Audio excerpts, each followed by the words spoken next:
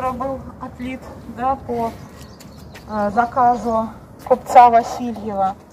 Вот. Но, конечно, когда его отливали, здесь никакой железной дороги до города Томска не было.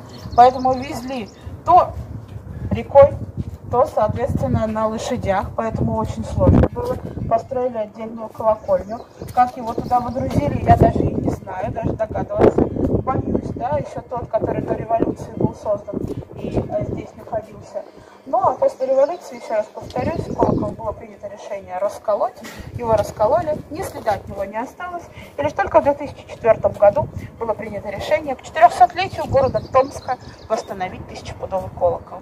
И вот он приехал сюда, в город Томск, в 2004 году.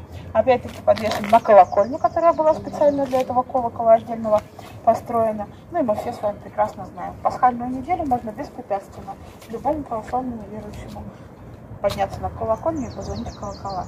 Иногда стоит, соответственно, служитель храма.